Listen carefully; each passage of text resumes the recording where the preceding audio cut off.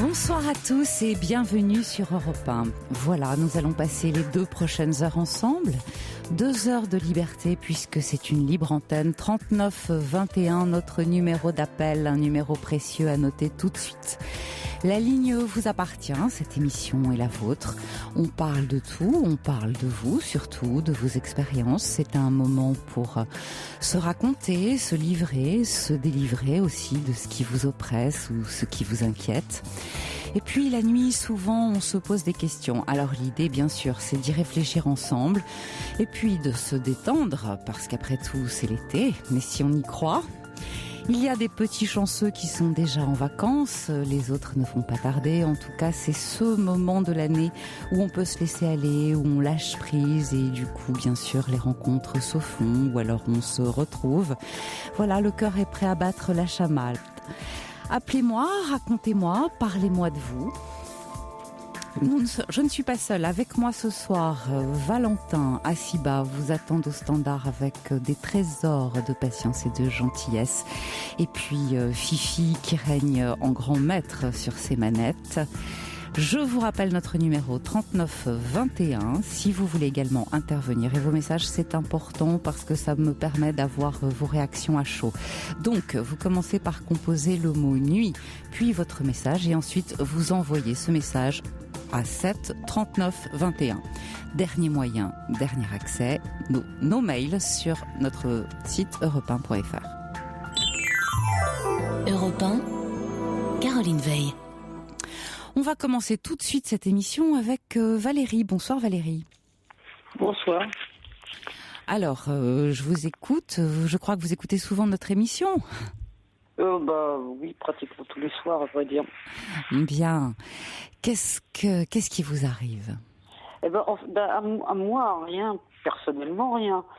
En fait, je connaissais la personne dont je vais vous parler depuis un moment, mais de vue, comme ça, jusqu'au jour où je me suis occupée de sa maman, parce que je m'occupe de personnes âgées à domicile, vous savez. Oui. Donc, en m'occupant de sa maman, j'ai fait plus connaissance avec elle. Donc, on s'est, je dirais pas qu'on s'est liés d'amitié, mais quand même un peu, à s'occuper de sa mère pendant 3 ans, quand même.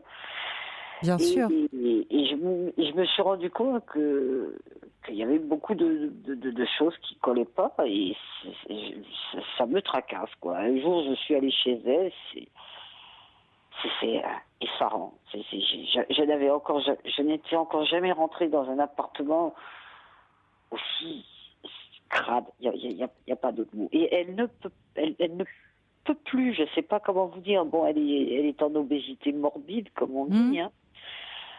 Donc, je pense je me rends bien compte qu'elle a du mal à se mouvoir, surtout en ce moment avec la chaleur. C'est terrible. Donc, elle ne peut plus faire ces choses-là. Seulement, j'ai l'impression, je ne sais pas comment vous dire, je ne suis pas psychologue, mais j'ai l'impression qu'elle ne l'accepte pas. Elle n'accepte pas quoi ? Qu'elle ne peut plus le faire. Ah, d'accord. Elle reporte tout le temps, elle me dit, ça fait bientôt 4 ans que je la connais, ça fait 4 ans qu'elle me dit, je vais m'en occuper demain, je vais faire ma vaisselle demain, mais demain arrive, et puis c'est jamais fait. Et ça s'empile, mais vous verriez ça. Je n'ai jamais regardé l'émission C'est du propre, mais on en a beaucoup parlé. Oui. Et je pense qu'elle pourrait faire tout à fait partie de cette émission-là. Mais c'est pas marrant, en fait, parce que moi, je trouve ça dramatique de voir un être humain qui vit dans des conditions comme ça. Bien sûr. C'est pas possible. Et seulement, je ne sais pas quoi faire. Est-ce que vous pensez que c'est parce qu'elle a des difficultés à se mouvoir ou qu'elle est passée dans une forme de déni de la réalité et qu'elle ne voit plus ce qu'il y a autour d'elle ? Je crois qu'il y a un peu des deux. J'ai l'impression qu'il y a toujours une fuite. Elle s'occupe de tout le monde. Alors, comme elle a une voiture, évidemment, dans le quartier, on n'a pas beaucoup à avoir une voiture. Donc, comme elle a une voiture, elle est très sollicitée pour qu'on les emmène ici, à droite, à gauche et tout. Et finalement, j'ai toujours l'impression à s'occuper des autres, c'est un petit peu comme une fuite. Ça lui évite de s'occuper d'elle, en fait. Ça lui évite de penser, surtout. Ah, peut-être aussi. Ouais, ça lui évite de penser. Elle est souvent chez elle ? Et l'été, là, comme il fait très chaud en ce moment sur Montpellier, dans la journée, oui, elle ne sort pas, elle ne peut pas. Hein. Donc, je m'efforce de sortir sa petite chienne, parce que sinon, elle ne pourrait pas non plus s'occuper de sa petite chienne. Donc, je la sors un petit peu et tout. Bon, entre-temps, sa mère est en maison de retraite, donc je ne m'en occupe plus à son domicile, mais je vais la voir à la maison. Et j'avoue que ça me tracasse. Je sais pas comment faire. On a déjà essayé avec une copine de nettoyer un petit peu chez elle. Mais ça va recommencer. Oui, puis c'est compliqué parce qu'il faut pas toucher, il faut rien jeter. Elle veut trier. Alors elle voudrait qu'on mette tout dans une pièce. Elle voudrait trier, mais on s'en sortira jamais. Et elle-même, sur elle, quelle apparence a-t-elle? Je veux dire, est-ce qu'elle présente? Sur elle, ça va. C'est bon, mis à part le fait qu'évidemment, étant obèse, c'est pas évident d'être très élégant, mais non, mais il s'agit pas de ça. Elle est propre. Hein. Sur elle, elle est propre. Non, là-dessus, il n'y a pas de souci. Hein. Donc elle garde, finalement, il y a toujours une intégrité de la personne. Oui. Et puis en plus, ce n'est pas quelqu'un d'idiot. Je veux dire, c'est une personne qui raisonne quand même, qui lit beaucoup. Qui résonne, quoi. Seulement, j'ai l'impression qu'il y a une espèce de blocage quelque part, là, quelque chose qu'elle refuse de... Elle me dit des fois qu'elle ne se sent pas grosse. Alors, éventuellement, vous pourriez contacter les services sociaux à la mairie.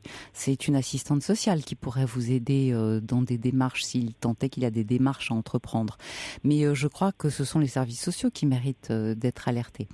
Je rappelle à nos auditeurs 39 21 notre numéro d'appel. Si vous souhaitez intervenir ou réagir sur ce qui est en train d'être dit, surtout n'hésitez pas, parce que il arrive qu'on ait comme ça une expérience similaire et que l'histoire des uns est souvent l'histoire des autres. En tout cas, c'est gentil de votre part, Valérie. Vous vous occupez de personnes âgées. Vous avez déjà vu ce type de situation ailleurs, ou c'est la première fois que vous y êtes confrontée? J'ai déjà vu des personnes âgées qui refusaient d'admettre qu'elles avaient plus d'âge pour faire telle ou telle chose, mais chez une personne de cet âge-là, elle n'a que 52 ans quand même. Ah oui, c'est jeune. C'est jeune. C'est jeune encore. Alors, elle refuse l'opération. Et moi, je trouve ça dommage parce que ça lui serait totalement... Bon, je sais que c'est peut-être pas très agréable, mais ça pourrait peut-être l'aider quand même. L'opération, c'est-à-dire qu'elle ne peut être indiquée que dans certains cas très précis. Hein. Il faut derrière un suivi particulier. Alors ça, je sais pas comment ça fonctionne au niveau médical, mais je sais qu'elle m'en a parlé, que le médecin lui en a parlé, enfin d'après ce qu'elle me dit, parce que j'étais pas avec elle chez le médecin, évidemment, mais elle ne veut pas. Alors, c'est contradictoire. Alors, elle a un régime, une fois elle m'a montré son régime, alors c'est marqué par exemple ne pas dépasser, qu'elle peut manger par exemple au petit déjeuner de tant de grammes à tant de grammes. Mais elle prend automatiquement les grammes supérieurs, vous voyez. Ouais. Je ne dis pas que ce n'est lié qu'à la nourriture, hein, mais je crois quand même à la base qu'il y a une espèce d'addiction à la nourriture. Ceci dit, il y a peut-être un terrain, hein, parce que sa maman est assez forte aussi. Hein. Ouais. Donc il y a probablement un terrain, il n'y a pas que ça. Hein. Et quels sont les rapports que vous avez pu observer entre la mère et la fille? Ils ne sont pas terribles, hein. Non. Elle est un peu... sa mère, c'est pas qu'elle soit méchante, sa mère, mais elle a tendance à la dénigrer un petit peu. Ouais. Et c'est la seule sur les 5 enfants qui s'occupe d'elle. Les autres vous ne les voyez pas? Absolument pas de leur maman, je ne les vois jamais. Ils ne s'en sont jamais occupés. Et les petits-enfants ne s'occupent pas non plus de leur grand-mère. Il n'y a que j'allais dire son prénom, excusez-moi, il n'y a que ma voisine, parce qu'en fait c'est ma voisine qui s'occupe de sa mère. Alors ça m'a toujours paru un petit peu bizarre. Mais oui. Bon. Alors, est-ce que vous avez, essayé de lui parler de son intérieur? J'ai essayé plusieurs fois, et à chaque fois elle me dit bon, on verra, je ferai ça. Et puis finalement c'est jamais fait, quoi. Oui. Mais est-ce que vous lui avez dit en termes, voilà, je trouve que, parce qu'à l'évidence, cette personne, elle présente des troubles psychiques. Je vais vous dire, elle a besoin d'être soignée, elle a besoin d'être prise en main, et je crois que le mieux, ce serait de l'emmener chez un médecin, voire même un psychiatre. ça va être difficile, hein, parce que alors elle considère qu'elle est tout à fait normale. Ah oui, Hein, parce que voilà, ils sont toujours dans le déni. Il y a toujours une déni. Hier soir, nous avions quelqu'un qui avait souffert de troubles boulimiques et qui nous en parlait de façon très intéressante d'ailleurs, en disant que on pouvait tout à fait s'en sortir, à condition d'être suivi. À condition de le vouloir, c'est ça. Ouais. Est-ce que vous ne pensez pas qu'il y a une prise de conscience de sa part? Je sais pas, parce que ce qui m'étonne, c'est que elle me dit souvent, j'ai pas l'impression d'être grosse, alors qu'elle fait quand même 150 kilos. Hein. Ouais. Et j'ai pas l'impression qu'elle. Il y a des fois, je me demande si elle raconte pas des. Oui, elle est dans le déni, hein. Elle est dans le déni. Elle est dans le je déni, pense qu'elle mais aussi, je crois qu'elle pense que tout le monde. Des fois, elle nous prend un petit peu plus pour des imbéciles qu'on ne l'est, parce que des fois, elle raconte des trucs. Je suis sûre que ce n'est pas vrai. Mais je pense qu'elle c'est un peu une façon d'améliorer son quotidien et tout. Mais personnellement, je suis persuadée que c'est pas vrai. Elle me dit que... je me souviens, tenez, juste pour vous raconter une anecdote rapidement. Oui. Une fois, on discutait avec ça va vous éclairer un petit peu sur la personne. On discutait avec un groupe comme ça, et elle était là et tout. Et à un moment, elle dit, je monte, je vais prendre ma douche. Et il y a un jeune qui était là, je sais pas, une quinzaine d'années, quelque chose comme ça, qui la fixe comme ça avec des yeux, et puis qui la regardait avec des grands yeux et tout. Alors, elle lui dit, qu'est-ce qu'il y a? Il lui répond, je m'imaginais, j'ai essayé de vous imaginer sous la douche. Moi, j'ai compris ce qu'il pensait. Mais elle s'est imaginée qu'il voulait avoir une relation. Oui, tout à fait. Je crois qu'elle elle n'est pas tout à fait dans la réalité. En tout cas, elle a une fausse perception de la réalité. Et ça m'a choquée, parce que... Et elle me dit qu'elle a un petit copain et tout, j'y crois pas une seconde. Personnellement, j'y crois pas une seconde. Non. C'est possible, mais j'ai du mal à me l'imaginer, franchement. Oui, tout à fait. Et tout est comme ça. Et par contre, ce que je comprends pas, c'est que ces enfants n'ont pas l'air de réagir plus que ça. Sa fille, de temps en temps, vient et la pousse un petit peu, mais ça s'arrête là. C'est bon, vous me direz aussi, sa fille, elle a sa fille, bon, et c'est son fils, il a ses 3 enfants, donc c'est une femme qui a quand même eu une vie, hein. Elle a eu des enfants. Oui, mais bon, ça arrive après que... Alors, nous avons de la chance. J'ai Mélodie qui souhaite intervenir. Bonsoir Mélodie. Mélodie, vous êtes là? Ah, on n'a pas tout de suite Mélodie. Mélodie va. Allô? Oui, Mélodie, bonsoir. Oui, bonsoir. Alors, vous êtes infirmière en gériatrie. Voilà, oui. Exactement. Oui. Voilà, donc écoutez, j'ai été interpellée par le cas que relatait cette dame, puisque en fait, c'est des cas auxquels nous, en gériatrie, nous sommes parfois confrontés. Donc, il faut savoir que c'est un syndrome qui peut être assez fréquent, qui est appelé le syndrome de Diogène. Parce qu'elle est jeune, cette dame, elle a 52 ans. Si vous voulez, en fait, je vous explique, dans le développement des démences, bien souvent, à la base, il y a, un syndrome dépressif, qui peut, en fait, s'exprimer de différentes manières. Ça peut être de l'anxiété, ça peut être des troubles obsessionnels, ce genre de choses. Et donc, ça peut aussi être, si vous voulez, une certaine incurie au niveau du domicile. C'est-à-dire, comme elle décrivait, la personne elle-même est quand même relativement propre, soignée, etc. Elle est capable de sortir, elle est capable de faire illusion, si vous voulez, en société. Oui, parce qu'elle fait des courses pour les autres, elle s'occupe beaucoup des autres, etc. Exactement. Donc, si vous voulez, les gens qui ne passent pas le seuil de chez elle, finalement, n'imaginent pas ce qui se cache derrière cette porte. Voilà. Et donc, si vous voulez, c'est cette dame, je ne connais pas son... Enfin, voilà, il faudrait vraiment creuser dans son histoire de vie. Mais, cette incurie au niveau du domicile, de l'organisation du domicile, en fait, si vous voulez, c'est le moyen de fermer la porte à un certain nombre de choses. Et ça aboutit certes à ce syndrome dépressif, mais voilà, il y a quand même une source au départ. Et voilà, et c'est vrai que ces syndromes de Diogène, après, si vous voulez, ne favorisent pas la sociabilité, parce que forcément, on ne reçoit jamais personne chez soi, Bien ou très sûr. rarement, on s'enfuit ailleurs, on va aider les autres. Et si vous voulez, c'est un cercle vicieux. Après, la personne s'enferme là-dedans. Et là, comme elle est en train de l'expliquer, ça devient un mode de vie quelque part. Alors, qu'est-ce qu'on peut faire dans ces cas-là? Qu'est-ce que vous pourriez conseiller, vous, à Valérie?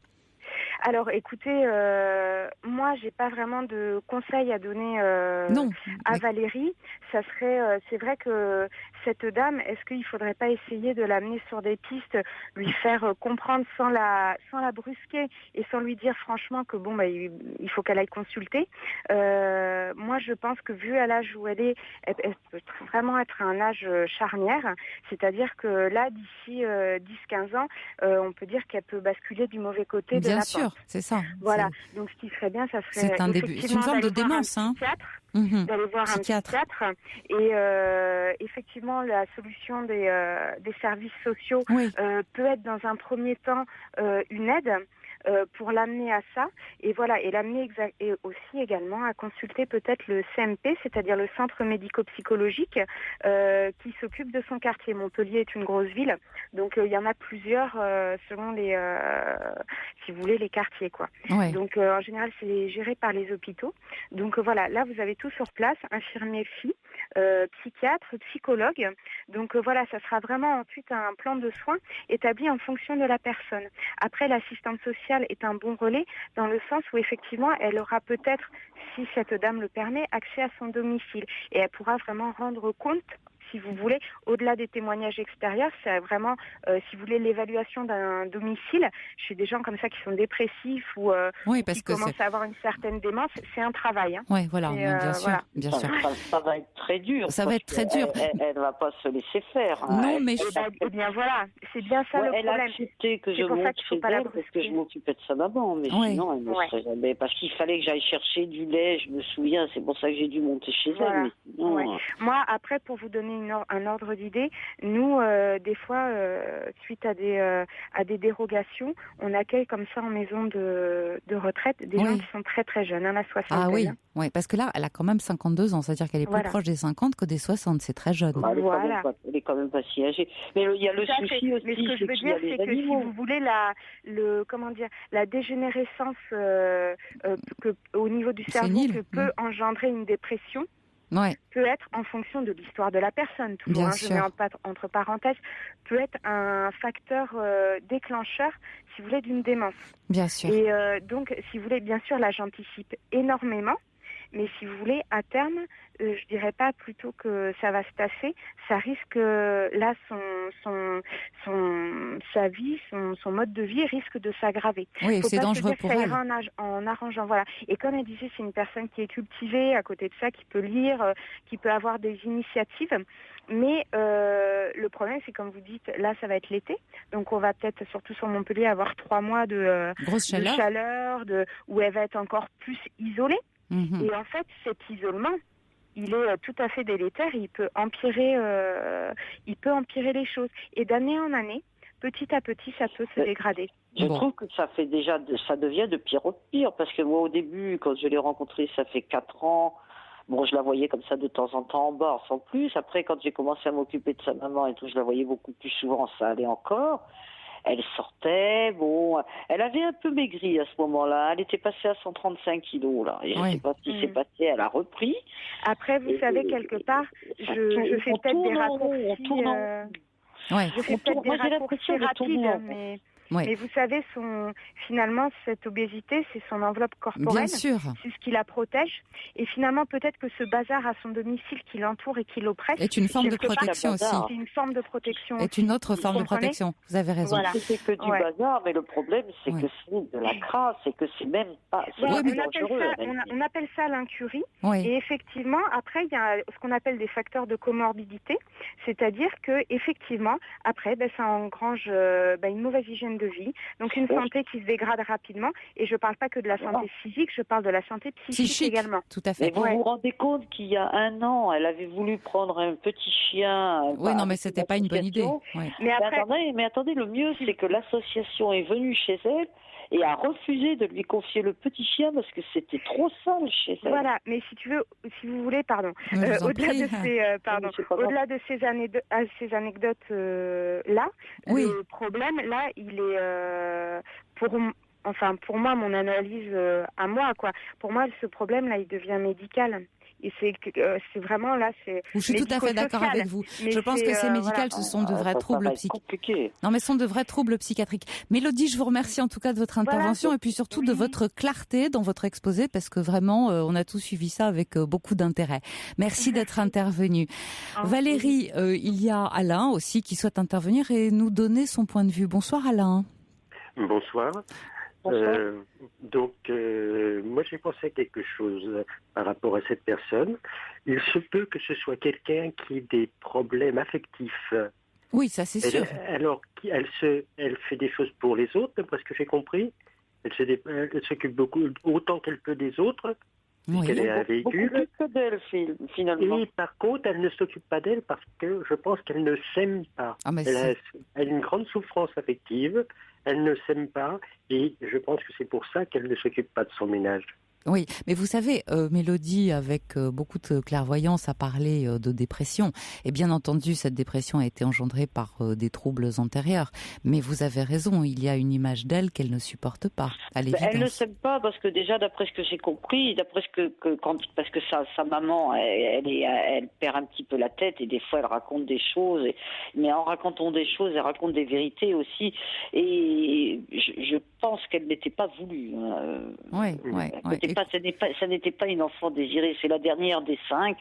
Et ça n'était pas du tout une enfant désirée. Et puis on a dû le lui faire savoir. Vous avez raison. Je crois, oui, je crois. Oui, probablement. Oui. Et je ne sais pas du tout, parce que je me dis, tout le monde a des problèmes, personne n'est parfait. Moi aussi, j'ai des soucis, des périodes d'angoisse, des trucs comme ça. Je pense que ça arrive un peu à tout le monde. Mais il faut en être conscient. Le problème, c'est que je crois qu'elle n'est même plus consciente. Oui, mais moi je pense qu'elle n'est pas dans la réalité, elle a une fausse perception de la réalité.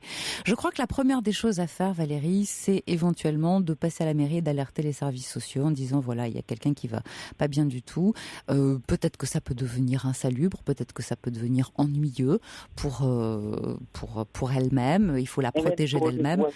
Voilà, et ce serait une bonne chose que de passer, et ce sont eux qui peuvent l'amener tout doucement, parce qu'ils ont l'habitude, qui peuvent l'amener à consulter un psychiatre. Je vais me renseigner, parce qu'il faudrait que ça soit fait quand même avec un minimum de délicatesse. Évidemment, on va pas l'emmener de force. Sans qu'elle ait l'impression que c'est de la délation, parce que je veux dire, c'est quand même pas un bébé. Non, c'est pas de la délation, c'est de l'aide. Ça s'appelle de l'assistance à personne en danger. Voyez-le autrement, c'est tout à fait différent, parce que Mélodie a tout à fait raison. Dans quelque temps, ça ne va pas aller en s'arrangeant, ça va se dégrader. Ah, mais ça va être de pire en pire. Voilà. Je veux dire, elle passe là. Je me suis occupée de 3 ans de sa maman et je la connaissais 1 an avant. Donc ça fait 4 ans que je connais cette femme. Il y a quand même des liens qui, évidemment, quand on s'occupe des parents de quelqu'un, on s'attache. Évidemment, on s'attache. Et je trouve que ça va de pire en pire. Et puis alors, plus ça va, moins elle en fait. Je ne sais pas comment vous dire. Si elle aligne 10 pas, maintenant c'est un maximum. Bien sûr, mais je crois qu'effectivement, il s'agit d'assistance à personne en danger. Et je vous sens, vous, très dévoué aux autres, et bravo. Bravo. Je vous remercie, Valérie, de votre appel. Alain, merci de votre intervention, et à très vite, j'espère. Au revoir. Au revoir.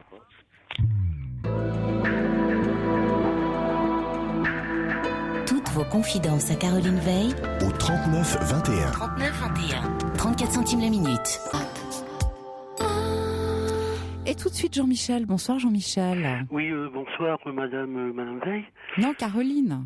Je peux vous appeler Caroline? Mais bien sûr, c'est recommandé même. Bonsoir Caroline. En fait, voilà, je suis un peu perturbé là de parler. Bon, j'ai déjà passé à Caroline Dublanche, il y a jour pour jour 1 an, pour ainsi dire. Oui. C'est au mois de juillet de l'année passée. Pour un problème de solitude qui s'éternise. J'ai 52 ans et demi. Oui. Et voilà, aussi bizarre que cela puisse paraître, j'ai jamais rencontré l'amour. Ah. L'amour, je sais pas qu'est-ce que c'est. Moi, l'amour, à la limite, ça m'énerve. Ça m'énerve d'en entendre parler parce que je n'y crois. J'y crois sans y croire, quoi. ça fait 30 ans que je crois que j'y ai cru. Maintenant, bon, basta, quoi, ça commence à bien faire. Donc j'ai des moments comme ça de période très bas, des moments où je remonte, où j'espère encore. Bon, paradoxalement, je suis un grand poète, un chanteur amateur. J'adore chanter, je suis fleur bleue, je suis très poétique, je suis très sentimental, ce qui n'arrange pas les choses parce que, bon, ben voilà, je suis un cœur très aimant, je crois. J'ai beaucoup d'affection à donner, de tendresse à donner à une dame. Mais ça ne s'est pas trouvé. Mais ça ne s'est pas trouvé. Donc voilà. Donc ce qu'il faut dire aussi très rapidement, c'est j'ai vécu 28 ans avec ma grand-mère, de 0 à 28 ans. Je me suis occupé de ma grand-mère. Bon, une grand-mère hyper possessive aussi. Enfin, aussi je parlais par rapport à moi. Oui. Je sais pas pourquoi j'ai dit aussi. Et donc, est-ce que c'est ça qui a fait qui a tout foiré dans ma vie? Et votre maman? Bon, ben écoutez, mon histoire, c'est un peu trop longue à expliquer comme ça. Il faudrait 3 heures pour en parler. Je crois qu'on n'en a pas le temps. C'est-à-dire que mes parents sont... je vais essayer d'être le plus rapide possible. J'ai vécu avec ma grand-mère. Pourquoi? Parce que mes parents... ma mère faisait de la dépression nerveuse. Mes parents se sont divorcés. Ah, d'accord. Quand j'étais gamin. Ma maman, elle a passé 2-3 ans dans un hôpital psychiatrique. Et donc vous avez vécu avec votre grand-mère, oui, maternelle ou paternelle? Maternelle. Et j'ai toujours été séparé de ma sœur, parce que ma sœur, elle a vécu avec la mère de mon père, et moi avec l'autre grand-mère, qui fait que j'ai toujours été séparé de ma sœur. Donc j'ai très peu de contact avec ma sœur unique en plus.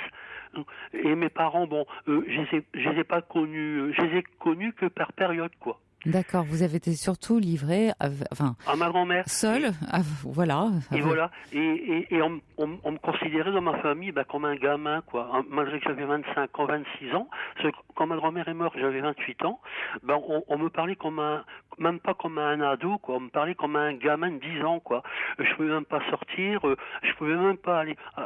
Mais pourquoi vous n'avez pas réagi? Parce que j'étais dans une bulle, Caroline. J'étais complètement imbibé de cette grand-mère possessive. J'étais dans un univers clos.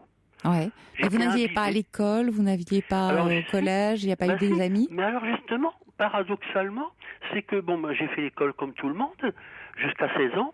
Après, je me suis retrouvé malheureusement, comme beaucoup, au chômage. Mm-hmm. À 19 ans, parce que c'était encore l'époque de l'armée, du service militaire, j'ai fait 1 mois et demi de service militaire. J'étais réformé, mais pendant 15 jours, j'ai vécu à l'armée, donc sans ma grand-mère, éloigné de ma grand-mère. Mais après, les années passant, ma grand-mère vieillissant et devenant de plus en plus malade, j'ai dû m'occuper d'elle. Ouais. Et qu'est-ce qui s'est passé? Pourquoi vous avez été réformé? Je crois que c'était parce que j'étais avec ma grand-mère. Ah, d'accord. Et aussi parce que j'étais malheureux à l'armée. C'était pas mon truc, et ils voyaient que ça n'allait pas, je pleurais tout le temps, donc ils m'ont réformé, quoi. Ouais, bien sûr. Et dites-moi, Jean-Claude, vous avez travaillé? Jean-Michel, pardon. Non, c'est vrai. J'ai travaillé, oui. Donc j'ai fait différents apprentissages. J'ai appris le métier de menuisier, de mécanicien ajusteur, mais en fait j'ai échoué. Mais ça j'étais piloté en fait à l'époque par une assistante sociale qui m'a complètement mis dans des secteurs qui n'étaient pas du tout les miens, quoi. Mm-hmm. Et après le décès de ma grand-mère, j'ai bossé dans des magasins, supermarchés, mise en rayon. D'accord. Bon, c'est plutôt mon dada, quoi. Oui, mais là vous avez rencontré un peu de monde tout de même. Oui. Oui, j'ai quand même des contacts au niveau social, il n'y a pas de souci. Là, depuis environ 1 an, je refais du théâtre. C'est bien ça. En amateur, où j'ai je peux m'extérioriser beaucoup, je peux parler, tout ça, j'ai des amis. Mais je crée des liens sociaux. Hein. Je suis pas toujours enfermé chez moi. Simplement, c'est juste l'amour qui vous fait défaut. Vous n'avez jamais rencontré la bonne personne. L'amour, je sais pas qu'est-ce que c'est, moi. Non. Ouais. Alors, je vais vous dire. Alors, je vous dis pas les colibés. Depuis 30 ans, j'encaisse. Ouais, bien sûr. Les autres sont pas toujours très généreux. J'en ai entendu des vertes et des pas mûres. Ouais. D'abord, on ne croit pas mon histoire. Quand je dis ça, j'ai jamais eu une copine à 52 ans, on me ricanonnait. Oui, mais vous savez, tous les soirs, on entend des histoires d'amour incroyables, merveilleuses, et qui arrivent, je tiens à vous le dire, à tout âge. Mais j'y crois plus. Oui, je comprends que vous me teniez, vous, ce langage. Non, ça fait 30 ans qu'on me le fait, ça, Caroline. Ouais. 30 ans comme ça. Ah oui, mais j'ai pas le pouvoir, moi, de vous donner des noms et des adresses. Vous comprenez bien. Oui. J'aimerais, mais c'est pas dans mes ressources, ça. Donc, je comprends que vous n'y croyez plus. En même temps, d'une certaine façon, c'est toujours quand on n'y croit plus, quand on a renoncé, que ça arrive. Ça, c'est l'expérience qui le prouve. Oui. Alors donc, qu'est-ce que vous faites ? Vous dites que vous faites du théâtre, vous avez des amis, ça vous arrive d'aller boire des cafés, d'aller au cinéma ? Qu'est-ce que vous faites le soir, par exemple ? Le soir, je suis chez moi. Ouais. Parce que les répétitions de théâtre, c'est que 2 fois par semaine. C'est en journée, en fait. Ouais. Ce qui fait que le soir, je suis chez moi, quoi, dans mon appart. Ouais. Et il n'y a pas une représentation qui va avoir lieu ? Il n'y a pas de spectacle ? Justement, samedi après-midi, pas plus tard que samedi après-midi, j'ai joué. Par contre, là, j'ai joué. Ouais. J'ai joué d'ailleurs sous la flotte parce qu'il pleuvait. On a joué en plein air en plus. Alors qu'il pleuvait à verse. Parce que les acteurs, ça peut susciter un certain émoi chez les dames. Vous pourriez avoir du succès. Oui, alors justement, l'ironie du sort, alors comme quoi le destin, il se moque bien de ma figure, pour être poli, c'est que dans la scène que j'ai en train de jouer actuellement, je joue une séquence de scène de ménage. Ah oui. Où j'ai une scène de ménage avec ma femme. Incroyable. Alors je dis alors chérie, c'est tous les chéris qui sortent, scène de ménage classique quoi. Ouais. Alors je dis non, vraiment le destin, il se moque de moi. Mais non, il se moque pas de vous. C'est peut-être pas non plus un hasard si on me refile toujours, excusez-moi de vous couper, je suis incorrect, mais on me refile toujours des rôles qui ont trait avec la relation amoureuse. Alors que je sais même pas qu'est-ce que c'est dans la réalité, dans la vraie vie. Ouais. C'est toujours de la fiction. Donc je me dis, oui. Alors moi, quand je vois des couples dans la rue, je dis, oui, mais ça. Et moi, je suis dans le théâtre. Moi, l'amour, c'est quoi ? C'est bien ce que je commence à cogiter. Ce sont des contes de fées, c'est du théâtre, c'est du virtuel. C'est pas vrai. Ça n'existe pas, l'amour. L'amour, c'est toujours pour les autres. Mais non, c'est pas toujours pour les autres. Est-ce que vous avez fréquenté, je sais pas moi, des endroits où vous pourriez, pas seulement le théâtre, mais où il y a des activités qu'on fait en commun, des promenades, enfin il y a tout un tas de trucs aujourd'hui. Je fréquente des groupes de parole, oui. Mais pas seulement, je pense pas seulement à ça, je sais pas, des activités, je joue aux dames, au Scrabble, à tout un tas de choses. Non, parce que souvent quand on va près de la mairie, à la mairie même, il y a des activités, partout où on peut faire quelque chose qui coûte pas très cher. C'est l'occasion justement de favoriser comme ça des rencontres. Parce que moi je crois pas que ce soit une bonne idée que de renoncer, de baisser les bras. Vous êtes vivant. Il faut y aller. Mais justement, moi je me dis, ça fait 30 ans que je suis mort. Non. Il n'y a que l'amour qui pourra me ressusciter éventuellement. Ah, l'amour, ça fait battre le cœur et c'est vrai que ça rend... Mais moi, ça fait 30 ans, Caroline, que je suis mort. Je me sens mort. Pour moi, je suis mort, moi. Non, mais j'entends ce que vous dites. Il y a des moments où ce soir, évidemment, je tiens des propos noirs parce que j'ai le cafard. Ouais. Bon, je vous aurais appelé un autre soir, peut-être que j'aurais été beaucoup plus optimiste. Bon, il se trouve que ce soir j'ai le cafard, donc évidemment je tiens des propos... Mais c'est dur de vivre sans amour, Jean-Michel, je vais pas vous dire le contraire. Oui, mais dans ma famille, non. Dans ma famille, vous savez qu'est-ce qu'on dit ? Tu écoutes toujours ta petite radio, c'est bien, mais voilà, faut bien t'occuper, hein. Donc il faut toujours qu'on me limite à mes casseroles. Donc Jean-Michel, c'est quoi ? Dans ma famille, c'est Jean-Michel casserole, Jean-Michel écoute sa radio, le soir, Jean-Michel il chante, Jean-Michel il s'occupe de ses casseroles et de sa petite popote, et Jean-Michel il ferme ça, bouche, pour être poli. Et on me limite à ça, on m'enferme toujours dans des cases. Dans des compartiments. Oui, je comprends que ça doit être difficile. Et quand je dis que je suis malheureux, on me répond, oui, mais des gens tout seuls, il y en a tout plein. Il faut aller voir des psychiatres, il faut en parler. Non, pas du tout. C'est pas une maladie que de ne pas aimer. Qu'est-ce que ça veut dire, ça ? Oui. Comme ma sœur, elle s'en fiche. Elle s'est mariée à 18 ans. Elle a 2 ans de plus que moi. J'ai aucun contact avec elle. Ma sœur, elle s'en fiche. Elle s'est mariée à 18 ans. Qu'est-ce que vous voulez, Caroline ? Elle ne peut pas me comprendre. Une fois, elle me sort comme ça au téléphone quelque chose qui m'a fait très, très, très, très mal. Elle me dit, mais tu as toujours été tout seul. Tu dois avoir l'habitude maintenant. Oui. Paf. Alors j'ai reçu ça, je vous dis pas. Ouais. Tu dois avoir l'habitude. Oh. Ben oui, j'aurais dû lui répondre, mais écoute ma sœur, moi j'ai pas eu la chance de me marier à 18 ans, moi. Moi l'amour, je sais pas qu'est-ce que c'est, moi. Écoutez, Bien sûr que je vais vous dire de ne pas renoncer et bien sûr que vous allez me dire je n'y crois plus. En attendant, je vous le répète, vous êtes vivant et je reconnais que vous êtes dans une situation difficile et j'entends très bien votre détresse et je peux imaginer ce que vous ressentez. Mais ça n'est pas non plus en restant chez vous et en baissant les bras que ça peut éventuellement se produire. Donc faites ce que vous avez toujours fait, c'est-à-dire ouvrez-vous, allez au théâtre, allez faire du théâtre et puis essayez, je vous assure, de contacter des endroits, rendez-vous dans une mairie, renseignez-vous sur les activités qui sont proposées pas trop loin de chez vous. Il y a toujours des choses à faire, Jean-Michel, toujours. Allez danser, pourquoi pas? Allez danser. Par contre, ça s'apprend. Par contre, samedi après-midi, à la représentation théâtrale, il y avait des chanteurs amateurs qui se produisaient sur scène. J'avais envie d'y aller. Hein. Alors écoutez, voilà, je reçois 2 SMS à votre attention, pour vous, Jean-Michel. Il y a un site internet qui s'appelle On va sortir et qui propose des sorties pour personnes seules, entre autres. Génial pour connaître du monde extérieur à la famille. Et puis un autre qui dit pourquoi pas des randonnées pédestres. Il y a sûrement des femmes avec qui il pourrait éventuellement lier connaissance. Oui. Et encore une fois, on me sort le site On va sortir. Donc vous voyez, ouais. onvasortir.com, pardon. Voilà. Et ça, c'est de la part d'une femme. Félicie. Jean-Michel. Oui. Bon courage. Bon courage à vous. Et puis, n'hésitez pas à nous rappeler.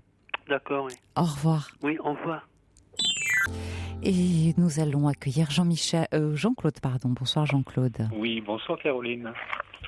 Mais écoutez, c'est incroyable parce que la personne qui était juste avant, en fait, j'étais en train d'écouter, j'ai exactement le même souci, quoi, le même problème. Moi, j'appelle parce que je ne supporte plus la solitude, quoi, tout simplement. Oui. Et depuis 9 mois, j'habite dans un petit village de campagne à 35-40 km de Toulouse. Oui. Et bon, je suis pas du tout accepté ici. Les gens sont très distants, quoi. Comment ça se manifeste ? C'est un bonjour mais froid, quoi. Ça ricane derrière. On vous regarde de la tête aux pieds. Ça me fait penser quand mon frère était venu il y a un mois. On avait été au tabac, au village, dans le petit bar-restaurant tabac. Et ça me faisait penser comme c'est dans les westerns, vous voyez, il y a le gars qui rentre, où tout le monde s'arrête de parler, le regarde. Ah oui, je vois l'image. Exactement l'image, vous voyez. Ouais, très bien. C'est exactement cette image. Et puis bon, alors après, moi, je vois comment il fonctionne avec même les gens du village, quoi. C'est le grand sourire par devant, on vous serre la main, et dès que la personne sort, c'est des ragots, c'est des critiques. Vous le ressentez comme ça ? Ah, complètement, ouais, complètement. Moi, je le vis très mal. Alors en plus, la solitude, déjà, j'ai plus envie de rester ici parce que je m'ennuie trop, quoi. Ouais. Alors qu'est-ce que vous faites là où vous êtes ? Alors en plus, en ce moment, au niveau travail, c'est plutôt des remplacements dans les maisons de retraite. Oui. Et puis, alors pour combler le tout, c'est qu'il y a 3 semaines, j'ai cassé la voiture pour éviter un animal. Je suis parti dans le fossé. Donc je me retrouve sans voiture et voilà, c'est affreux, quoi. Oui. Alors qu'est-ce qui vous a amené, dites-moi, Jean-Claude, à habiter dans ce petit village ? Est-ce que... Alors c'est très particulier en fait parce que moi j'étais sur Toulouse, donc il y a 9 mois, 10 mois, j'étais avec une personne pendant 1 an et demi. Ah quand même. Oui, et enfin j'habitais à côté de Toulouse, j'ai quitté l'appartement, chose que j'aurais pas dû faire, j'ai quitté l'appartement peut-être un peu trop vite d'où j'habitais, à côté de Toulouse, pour la rejoindre, parce qu'elle m'avait proposé de venir vivre chez elle, cette personne. Donc au bout de 3 mois, c'est vrai que c'est un peu rapide, et j'avais l'impression que on était partis pour faire un long chemin ensemble, parce qu'on a essayé de voir un petit peu nos attentes l'un et l'autre. Je trouvais qu'il y avait un centre d'intérêt. Des projets, elle m'avait proposé des projets. Et par contre, j'y avais dit, voilà, moi, la ville, je ne supporte absolument pas la ville, moi, c'est plutôt la campagne. Et elle m'a dit pareil, quoi. Donc, je me suis dit, c'est parfait, on est fait vraiment pour s'entendre, quoi. Elle aimait faire la cuisine, moi, pareil. Elle aimait la campagne. Donc, voilà, tout plein de points communs, quoi. Je me suis dit, comment ça ne peut pas marcher? Et puis, au bout d'1 an et demi, ça s'est dégradé. Puis comment ça s'est dégradé? Elle était aujourd'hui bien, le lendemain mal. On va dire cyclotimique, moi, je dirais. Oui. Ouais, c'est ça. Voilà, c'est ça. Donc vous avez eu du mal. Mais enfin, ça veut dire quoi? Ça veut dire que néanmoins, vous avez déjà, à l'inverse de Jean-Michel, vous avez déjà eu des liens, des amis. Alors j'imagine aussi que cette femme, n'est pas non plus la première que vous connaissiez. Non, moi j'avais été déjà marié en 94. Combien de temps? Enfin, j'ai divorcé en 94. Voilà, j'étais marié 10 ans. Ouais. J'ai un fils qui a 19 ans, qui est sur la région parisienne. Ouais. Et voilà. Après, depuis ce divorce, ça a été vraiment une personne avec qui j'étais resté 2 ans et demi. Mais bon. Voilà, le souci, c'est qu'elle habitait dans Toulouse et elle ne voulait pas partir à la campagne. Moi, je vous dis, je vis très très mal la ville, la grande ville. Oui, c'est ça, vous. Je suis très très mal. Ça m'étouffe. Alors, est-ce que vous avez déjà... Bon, je sais que c'est difficile, mais finalement, quand on arrive quelque part, c'est toujours à celui qui arrive de briser un peu la glace. Qu'est-ce que vous penseriez du fait d'inviter, ça peut commencer, vous parliez tout à l'heure du café, mais de commencer à bavarder avec quelqu'un et de lui offrir son café, par exemple. Ah, mais c'est ce que je fais au village. Et comment ça se passe? Ah oui, j'invite, moi, en plus j'ai un contact très facile, donc je vais vers les gens, j'arrive le matin, je bois un café avec le sourire, je leur serre la main, toujours une petite pointe d'humour, enfin j'essaie de rentrer un petit peu dans leur vie, quoi. Enfin, dans leur vie, je veux dire, je reste pas le gars sauvage au comptoir à boire mon café puis à partir la tête baissée, vous voyez, je suis très avenant, quoi. Bien sûr. Je suis quelqu'un de très gentil en plus, je veux dire. Ça s'entend, ça s'entend, Jean-Claude, vraiment. Très gentil, très sensible, et j'ai beaucoup à donner, quoi. Ouais. Et j'en ai marre d'avoir des aventures. Bon, là, c'est vrai que depuis 1 an et demi que depuis 10 mois que je suis plus avec cette personne, je suis sur un site sur Internet où ils font beaucoup de sorties, mais alors c'est tout centré sur Toulouse. Donc déjà, ça... C'est tout centré sur Toulouse. Oui, mais enfin bon, quand la voiture va être réparée, ça vous permet non pas d'habiter Toulouse, mais d'aller jusque là-bas pour rencontrer un peu de monde. Ça vaut le coup de le faire un peu de temps en temps, non ? Oui. Ben là, j'avais rencontré, je vais vous dire, depuis le mois de décembre que je suis sur ce site, j'ai rencontré 2 personnes, dont malheureusement ça a duré 2 semaines. Quoi, oui, bien sûr. Mais enfin, ça a quand même donné quelque chose. Vous voyez ce que je veux dire ? Oui. Et puis, qu'est-ce que ça voudrait dire si à tous les coups on rencontrait instantanément ? Ça ne se fait pas comme ça. Vous le savez bien. Oui. Vous-même, vous êtes resté malgré tout marié pendant 10 ans. Donc ça veut dire que vous êtes capable tout à fait de stabilité affective. Vous savez bien que on ne tombe pas comme ça amoureux, sinon l'histoire n'aurait aucun sens. Oui, bien sûr. Aucun sens. Il ne s'agit pas juste de passer du temps avec quelqu'un pour ne pas être seul. Parce que je crois que dans ces cas-là, on peut être encore plus seul. Ah oui, moi, là, vraiment, de plus en plus, je ne supporte plus cette solitude d'être sous le toit, là, dans une maison de campagne, et encore que, bon, je veux dire, je suis pas vraiment seul. Si je suis seul, puisque la propriétaire, elle est en bas, il y a une locataire, parce que c'est un gîte, c'est des chambres d'hôtes, il y a 3 chambres, et donc il y en a 2 occupées, et moi, et puis une demoiselle qui est juste à côté, là. Et donc, mais bon, il n'y a pas d'échange, de dialogue ensemble. J'ai voulu l'inviter plusieurs fois à manger pour discuter. On avait passé le réveillon de Noël ensemble. Mais après, bon, c'est plutôt quelqu'un qui sort avec les gens, on va dire peut-être de son âge. Elle a 33, j'en ai 49 bientôt. Ouais. Et alors, avec votre fils, quelles sont vos relations ? Est-ce que vous faites des choses ensemble ? Non, je le vois pas souvent. Je le vois pas souvent. Vous êtes fâché ? Ah non, pas du tout. Mais il a eu du mal à me recontacter parce que à cause de la mère qui, je pense, a voulu couper les ponts, quoi. Ouais. C'était très très difficile, ça. Oui, très difficile. C'était très difficile. Qu'est-ce qui s'est passé en réalité ? Moi, quand elle est partie, j'ai envoyé la pension alimentaire, je lui ai envoyé du courrier, j'ai envoyé de l'argent pour ses anniversaires, pour les fêtes, pour Noël, et jamais de réponse, quoi. Jamais de réponse. Donc bon, là, il était petit, il avait 1 an et demi, donc mais enfin, sa mère ne répondait pas au courrier, et je vois que ça continue encore. Je l'ai retrouvé sur Facebook. J'ai essayé d'y envoyer j'ai envoyé un courrier, mais il n'a pas répondu. Ouais. Alors je me dis, pourtant là, il a l'âge de répondre. Hein. Quel âge a-t-il ? Il a 19 ans. 19 ans. Ouais. Je pense que quoi qu'il arrive, un jour ou l'autre, il va chercher à vous contacter. Hein. Ah oui, je pense. Ouais, parce que on a toujours besoin de son père, et puis à un moment donné, justement, on a besoin d'un modèle auquel s'identifier. Et puis, vous ne savez pas exactement ce qu'on lui a raconté non plus sur votre compte. Vous n'avez pas, si j'ai bien compris, maîtrisé cette histoire-là. Mais vous auriez pu demander à le voir un week-end sur 2 et une fois par semaine. Ah, tout à fait, mais je pouvais le prendre. Mais voilà, il y a aussi ce problème de distance, quoi. Ouais. Ils sont dans l'Oise. Après, entre-temps, ils ont déménagé. Alors, j'ai perdu les traces. Je vous dis, c'est grâce sur Facebook que je l'ai retrouvé. On a fait des recherches. C'était justement la fille de la personne avec qui j'étais il y a 10 mois encore. Ouais. Qui a fait des recherches, excellent, ouais, elle a retrouvé très très rapidement, quoi, avec tout ce que j'y avais donné, quoi. Hein. Et donc, de suite, j'y ai écrit et pas de réponse, quoi. Alors, vous voyez, par exemple, je reçois des SMS à votre attention de la part de Patricia qui dit « Vous avez une belle voix, qu'est-ce que vous faites comme métier ?» Et on va vous donner son téléphone hors antenne. Super. Ne serait-ce que pour bavarder.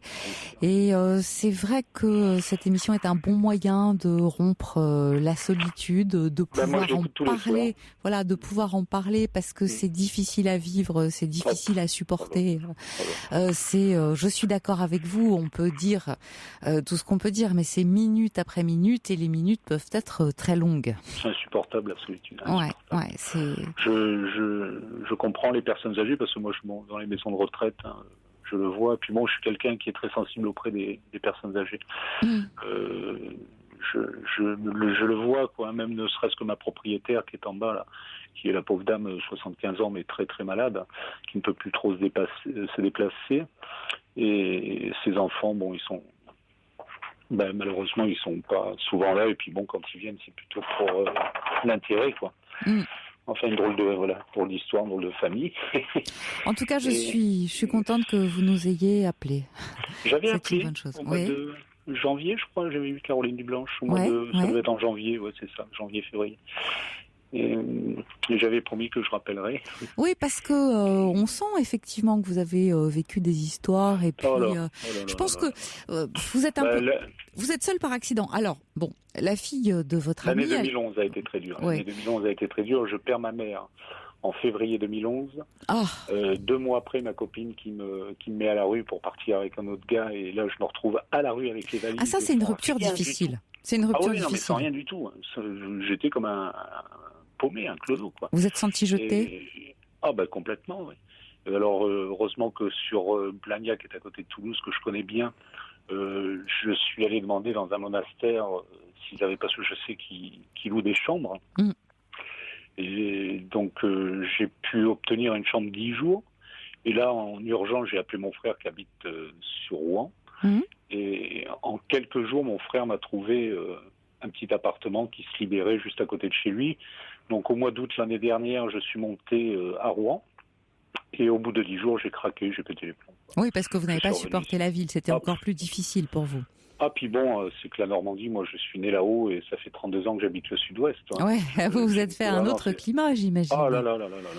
Ouais, alors déjà, quand vous n'avez pas trop le moral, vous arrivez là-haut, c'est la grisaille. Je devenais dingue, quoi. Au bout de 10 jours, je suis revenu ici. Et en catastrophe, là, j'ai vécu quand même 3 mois chez une personne dans la banlieue de Toulouse, mais alors, un gars que j'avais connu dans une association il y a 4 ou 5 ans, qui se retrouvait tout seul. Il m'a dit, je peux t'héberger, mais alors le mec, c'était devenu alcoolique, dépression, violent, enfin une horreur, quoi, des salles. Moi, vous savez ce dont j'ai l'impression, je pense surtout que vous êtes toujours dans la pré-rupture et que c'est pour ça que vous avez aussi du mal à remonter la pente. Vous êtes toujours dans le chagrin d'une certaine manière. Vous parlez de l'année 2011. Cette rupture, elle a eu lieu dans des conditions, on va dire, très abruptes. Rapide, difficile, vous n'avez plus rien supporté. Et je pense que, mon Dieu, vous n'êtes pas tellement d'humeur si je puis dire, à rencontrer quelqu'un. D'ailleurs, je reçois un petit message de la part de Kitty dans ce sens. Faire des projets au bout de si peu de temps, parce qu'il faut bien voir que votre rupture, c'était il n'y a pas si longtemps, ce n'est pas facile. Ça n'est pas facile. Ah ben moi là je suis prêt à partir, mais même je veux dire de la région, rester dans le sud de la France, mais s'il y avait quelqu'un... mais il y a forcément quelqu'un. Ça correspond. Ah ben oui, je pense. Il y a forcément quelqu'un. Il y a toujours quelqu'un. C'est pour ça qu'il ne faut pas désespérer. Et appeler ce soir parce que je me dis, voyez, et s'il y a des appels, personnes avec qui je parle et que j'ai rencontré. Et on va vous transmettre des appels parce qu'on en a. Je vous remercie Jean-Claude en tout cas de votre appel et merci de votre intervention et de votre témoignage. Écouté, Caroline. Au revoir. Et puis à très bientôt. Au revoir. Voilà, je vous rappelle que nous sommes ensemble jusqu'à 1h. On glisse dans la nuit. J'attends vos appels au 39 21. C'est une libre antenne où vous pouvez vous exprimer sur tout ce qui vous touche, sur tout ce qui vous affecte, sur tout ce qui vous importe. On parle de vos relations, de vos émotions, de vos sentiments, des périodes que vous traversez. Je suis à votre écoute. Et puis si une question plus particulièrement vous inquiète, n'hésitez pas à nous joindre. Nous sommes là. 39 21, notre numéro d'appel. Vous pouvez également réagir par SMS en composant d'abord le mot nuit, puis votre message, et puis vous envoyez ça au 7 39 21. Enfin, n'oubliez pas, vous pouvez aussi vous exprimer par mail sur notre site europe1.fr. Alors, un peu avant le journal, nous étions avec Jean-Claude, et je tiens à dire à Jean-Claude qu'il y a eu nombre de réactions suite à son témoignage et qu'on peut lui communiquer tout un tas de numéros de téléphone, voilà. Pourquoi pas. Et puis tout de suite, on poursuit avec Camille. Bonsoir Camille. Bonsoir Caroline. Oui. Bonsoir, vous m'entendez ? Mais très bien. Très bien. Je vous remercie de prendre mon appel, je suis un peu impressionnée de vous parler. Mais non, ça va se passer très bien. Voilà, vous êtes au téléphone avec une amie, on est toutes les deux. Merci. Oui, donc en fait, je souffre d'un TOC depuis quelques années maintenant, depuis trop longtemps déjà, suite à une brûlure que j'ai eue par le soleil. Oui. Donc ce TOC est très bizarre, hein, très spécial et très, comment dirais-je, peu commun, enfin. C'est au niveau du soleil parce que suite à cette brûlure que j'ai eue au visage, en fait, j'avais très peur d'être à nouveau brûlée et je faisais tout pour ne pas être à nouveau brûlée. Donc, il fallait que je sache où était le soleil. J'ai pris l'habitude de regarder dans le ciel où était le soleil. Ouais. Mais après, je me suis rendu compte que finalement, ça pouvait abîmer mes yeux. Et en fait, maintenant, j'arrive plus à m'en empêcher de regarder le soleil quand je l'ai dans les yeux. Et c'est là où est mon TOC, et c'est là où est la compulsion, et c'est là où est le problème, en fait. Oui, bien sûr. Alors, comment vous faites ? Comment ça se traduit au quotidien ? C'est très difficile parce que j'ai peur de sortir, j'ai peur d'être au soleil. Mmh. Parce que quand je sors, je mets une casquette, je mets des lunettes de soleil, etc. Mais en fait, ça dépasse. Ce n'est pas seulement la peur du soleil, c'est la peur de sortir, c'est la peur du jour. C'est la peur d'abîmer mes yeux, mais en même temps, curieusement, j'arrive pas à ne pas regarder le soleil quand je l'ai dans les yeux. Ça me fait tellement peur que finalement, je fais tout le contraire de ce que je veux faire, en fait. Oui, vous y allez quand même. Et vous travaillez, vous avez une activité, est-ce que ça vous invalide ? Oui, ça m'invalide beaucoup. J'ai arrêté mes études il y a déjà quelques années à cause de ces problèmes-là, justement. Oui. Oui, malheureusement. Vous savez qu'on peut vous soigner ? J'ai essayé pas mal de choses et il n'y a rien qui... Qu'est-ce que vous avez essayé jusqu'à présent ?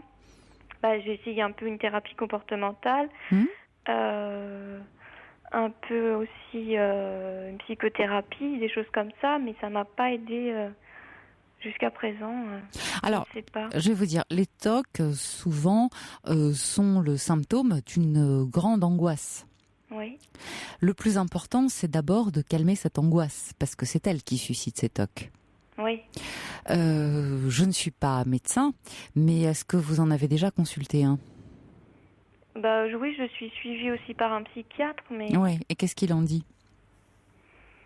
Il m'a donné des médicaments, mais qui m'ont pas aidé non plus. Enfin... Ça vous a pas aidé ? Non. Et vous avez envisagé de changer de traitement parce que avec une aide pharmacologique, je pense que ça pourrait déjà beaucoup atténuer. J'ai essayé plusieurs médicaments, mais ça n'a pas, ça ne m'a pas aidé jusqu'à présent.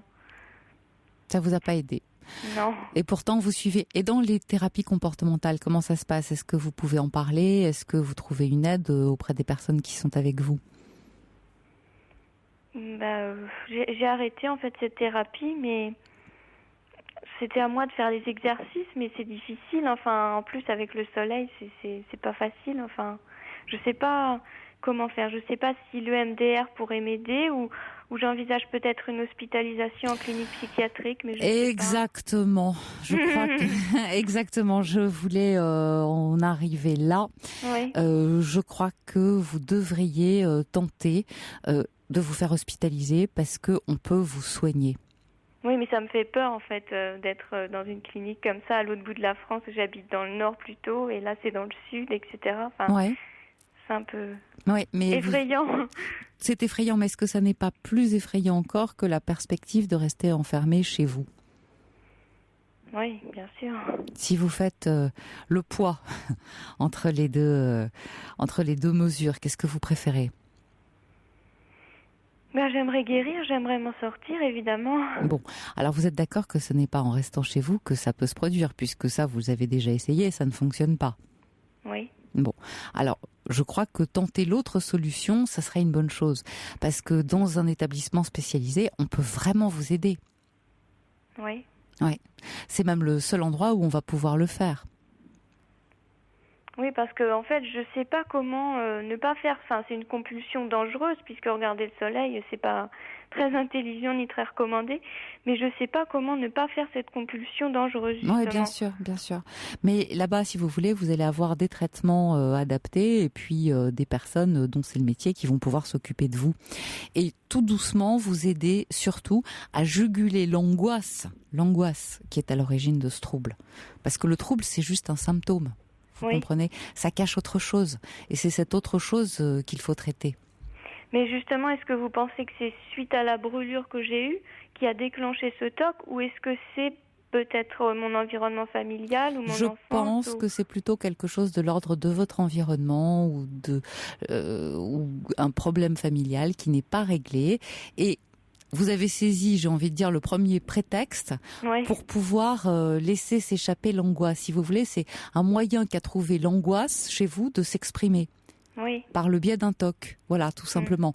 Mais ça, et je voudrais que vous entendiez bien ce que je vous dis, ça se soigne, Camille. Ça se soigne, mais pas n'importe où, et ça se soigne dans les endroits qui sont spécialisés pour ça.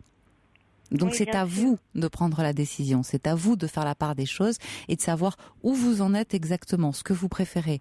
Rester chez vous avec cette forme d'invalidité parce que du coup vous n'osez plus sortir, du coup vous n'osez pas avoir de vie sociale, j'imagine. Oui. Et ça, vous êtes jeune, j'entends votre voix. Quel âge avez-vous? 23 ans. Oui. Mais oui. Donc c'est trop tôt pour renoncer. Oui. Un peu de courage parce que ça peut s'arranger. Ça peut s'arranger, mais à condition d'y aller. Mais oui. Mais c'est à vous de décider. C'est à vous de penser que effectivement ce problème peut être réglé et de faire ce qu'il faut pour ça. Oui, mais donc vous pensez que ça peut être dû à mon environnement familial parce que c'est vrai que j'ai des parents qui se disputent beaucoup, que c'est très compliqué chez moi et ça peut venir de ça alors aussi. Écoutez, je ne sais pas si c'est parce que vos parents se disputent, mais vous parlez justement d'une situation familiale houleuse. Moi, je persiste à vous dire que c'est une angoisse qui a saisi le premier prétexte, pour sortir au grand jour. C'est exactement le cas de le dire. Et c'est à vous d'aller régler ce problème-là. On ne peut pas le faire à votre place, mais c'est à vous de prendre la décision. Oui, et dans une clinique psychiatrique, alors ça... Oui, parce qu'ils savent le faire. Oui, mais je ne sais pas s'il y a c'est plutôt de la psychothérapie qu'il faudrait faire, non ? Pas seulement. C'est un tout, et c'est un tout, je veux dire, ça va pas forcément être pour une période courte, il faut le savoir, mais en même temps, vous allez vous habituer, vous allez nouer des liens, et puis petit à petit, on va vous aider à vous réadapter. Oui. Alors je sais qu'aujourd'hui ça peut vous sembler être une perspective comme ça qui suscite un maximum d'anxiété, mais ça vaut vraiment la peine d'essayer.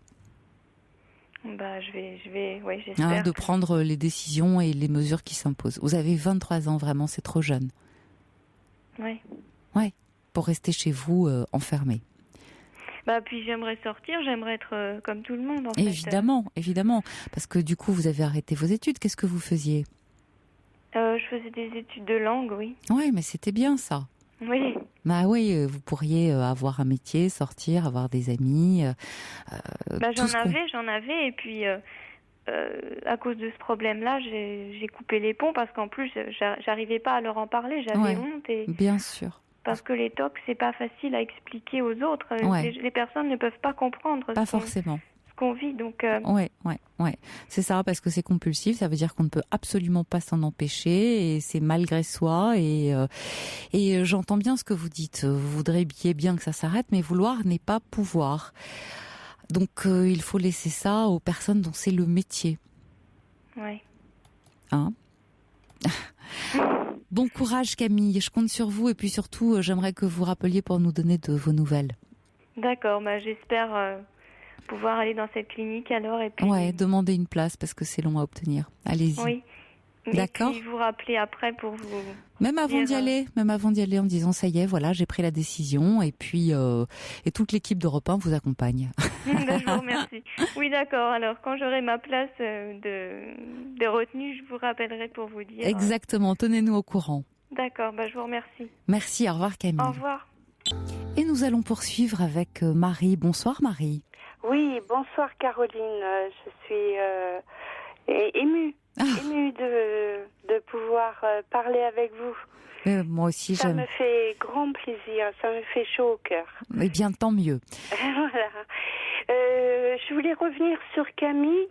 Oui. Est-ce que vous lui avez conseillé une clinique particulière? Parce que je sais que c'est très très difficile à trouver en ce qui concerne les TOC, des thérapeutes. Oui, mais j'ai l'impression qu'en fait elle a l'adresse, puisqu'elle habite dans le nord de la France, et qu'elle a dit que la clinique dans laquelle elle devait se rendre était... Oui, elle a moins de 25 ans, était dans le sud. Donc, j'ai l'impression qu'elle a une adresse déjà très spécifique, et qu'en fait, il faut qu'elle demande une place. Ah oui, dans le nord. Non, dans le sud. Elle habite dans le nord et elle doit aller dans le sud. Donc, c'est bien que... Il y a une clinique dans le nord. Ah ouais. Écoutez, si vous voulez, tout à l'heure hors antenne, vous pourrez éventuellement nous donner l'adresse de cette clinique, et puis on rappellera Camille. Tout à fait, je le souhaiterais, oui. Avec grand plaisir. Hein. C'est pour mon fils. Moi, je vous appelais pour vous dire que la vie a vraiment changé en 30 ans. Moi, j'ai le souvenir des réunions familiales, des déjeuners, des dîners, des 15 août, des Noëls, des premiers de langue, etc. Ouais. Et à ce moment-là, j'avais l'impression que la famille existait, que les liens existaient entre nous. Mais en réalité, c'était une illusion pour moi. Je veux dire qu'en réalité, personne ne faisait lien avec moi. C'est-à-dire ? C'est maintenant, après coup, que je m'en rends compte. Vous voulez dire qu'aujourd'hui, vous vous retrouvez dans une situation où les liens ont été coupés ? Ils n'ont jamais existé. Ah. Ils n'ont jamais existé. J'ai eu une mère qui on était 3, je suis l'aînée, et qui nous a élevés tout à fait séparément. C'est-à-dire que j'ai absolument très très peu de souvenirs de mon frère, de ma sœur, petit. Comment vous l'expliquez ça ? Quelle différence d'âge avez-vous avec vos frères et sœurs ? Écoutez, mon frère a 18 mois de moins que moi, et ma sœur a 5 ans de moins que moi. C'est très peu. Donc, voilà.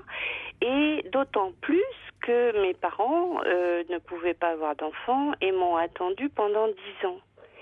Et donc, il se trouve que quand elle m'a attendue, ils ont dit, elle a dit à ma tante, à sa belle-sœur, de toute façon, ça ne changera rien à notre vie.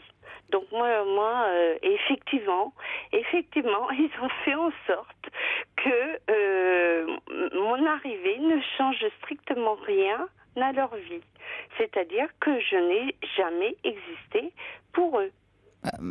Bon, mais enfin quand même, on vous a nourri, on s'est occupé de vous, vous êtes allé à l'école. Le minimum. Oui, le strict minimum. Et puis après est arrivée ma sœur, et voilà, et qui a posé des problèmes à l'école avec une dyslexie. Et là, ça a été la honte pour mes parents, et tenant une place respectable dans la bourgeoisie, il fallait absolument que l'enfant parle et écrive, fasse des études, quoi. Oui. Donc elle a été soignée, mais à l'époque il y avait très peu de psychologues, et voilà. D'accord, mais vous-même, est-ce que vous avez cherché à nouer des liens avec vos frères et sœurs? C'est-à-dire, j'imagine que vous avez tout de même leur téléphone. Est-ce que vous les appelez? Est-ce qu'ils vous répondent? Comment ça se passe? Mais ils raccrochent. Ils raccrochent? Ils raccrochent. Les seuls moments où mon frère a parlé, et puis c'est suite au décès de mes parents. Oui. Brutal. Mes parents sont décédés ensemble brutalement, donc il y a 2 ans. Et suite à ça, à ce moment-là, j'ai eu la surprise de recevoir un coup de téléphone de ma sœur et un coup de téléphone de mon frère. Et après, il ne s'agissait que de questions d'ordre matériel, si vous voulez. Oui, tout à fait. C'est tout. Et voilà. Et donc, j'avais dit à votre assistante, ce qui me blesse encore, si vous voulez. Bon, j'ai pleuré pendant 2 ans la mort de mes parents, mais donc là maintenant c'est terminé. Oui. Mais ce qui me blesse, c'est que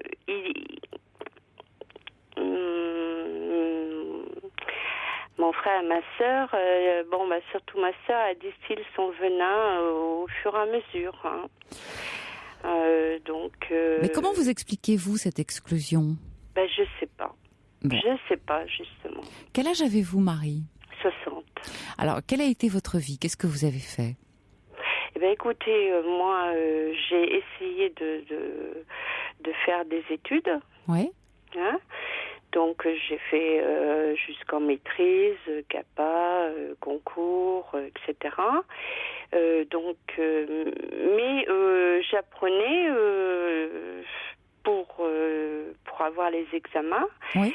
Et puis, quand je revenais chez moi, j'étais bien vue, entre guillemets, parce que j'étais la fierté, parce que je réussissais. Mais je ne m'étais pas rendu compte du tout que je créais à ce moment-là une énorme jalousie de ma sœur et de mon frère qui ne réussissaient pas. Oui, votre sœur était dyslexique, donc ça ne se passait pas bien. Et votre frère? Alors, mon frère, il a appris quand il a eu son 4e enfant qu'il avait été opéré d'une fente labiopalatine du palais. Donc, il l'a appris parce que son fils avait la même chose et que le chirurgien s'en est rendu compte à sa façon de parler. Chose que mes parents lui avaient jamais dit. Si vous voulez, on a vécu avec des parents qui, à mon avis, quand je regarde les trucs de la Seconde Guerre mondiale, c'était ou délation, ou secret, des non-dits, des grands secrets, on parlait pas aux enfants, on dressait les enfants.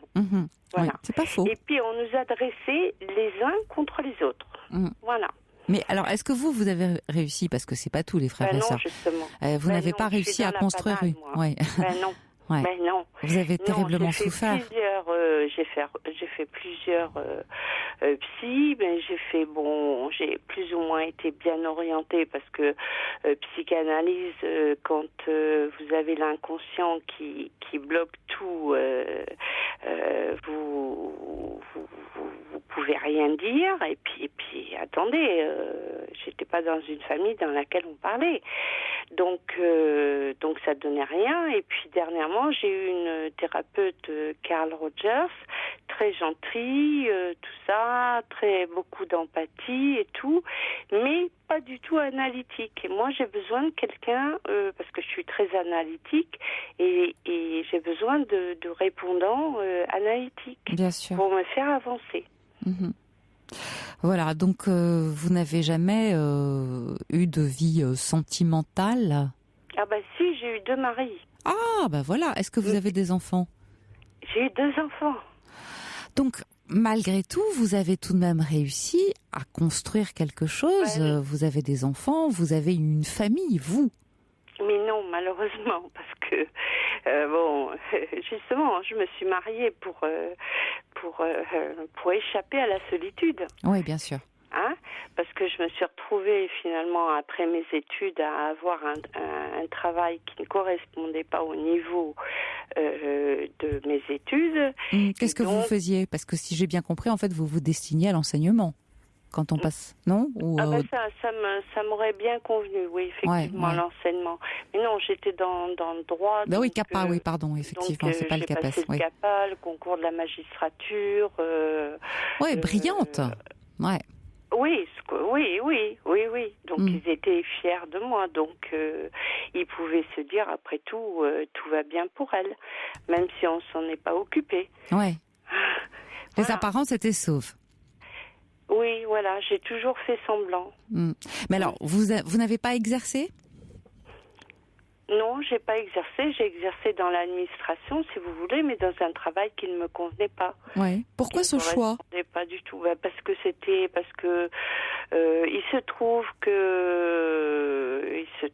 que quand j'ai eu ma maîtrise et après, ils m'ont dit maintenant.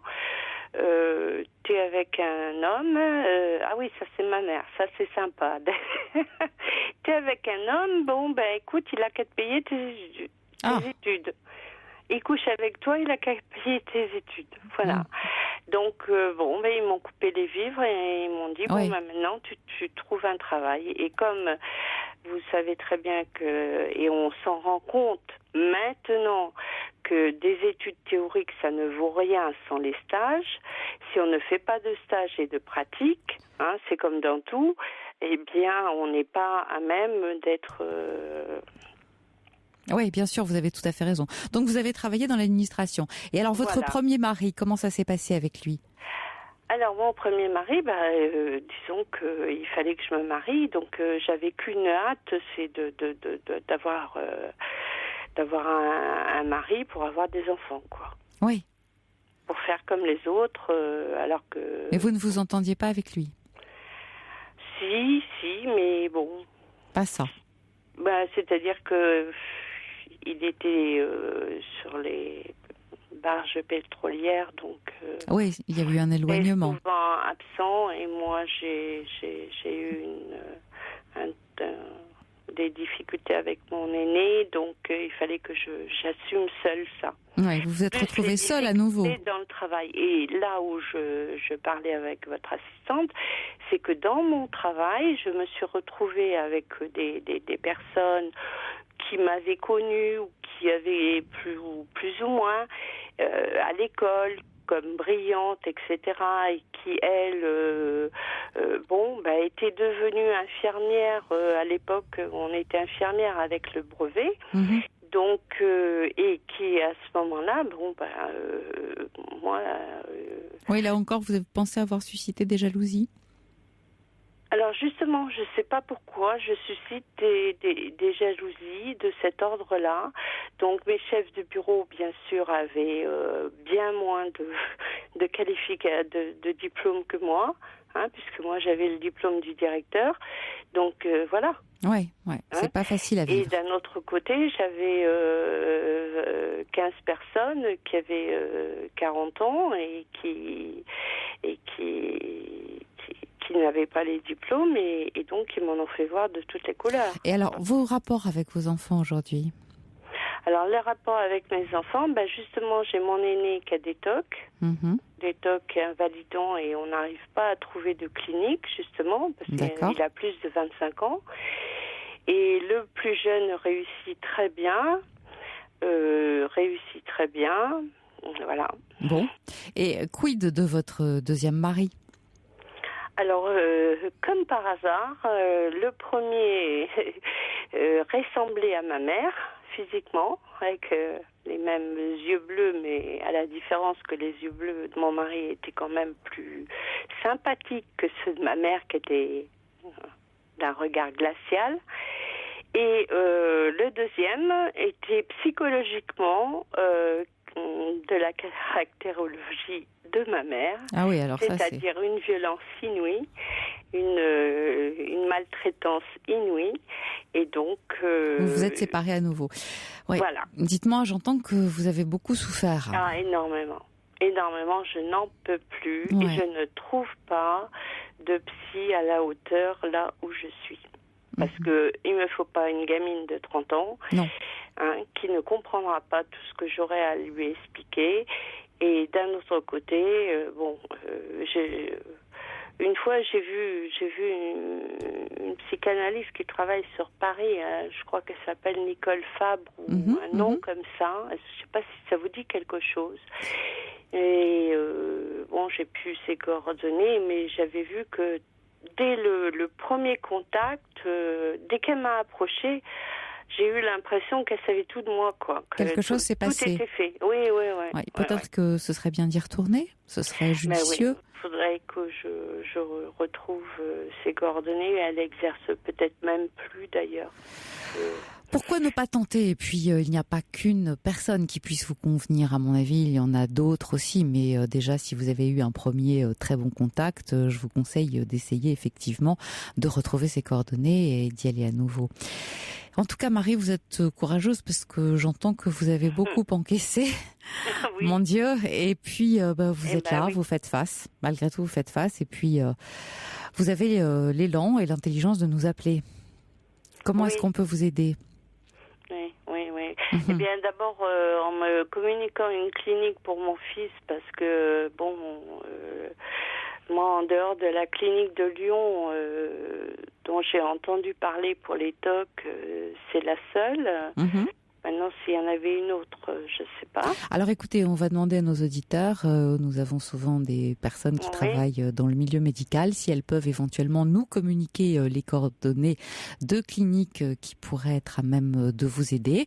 Mais pour ça, on va vous donner éventuellement, quand on va les recevoir au fur et à mesure, les coordonnées hors antenne si vous n'y voyez pas d'inconvénient.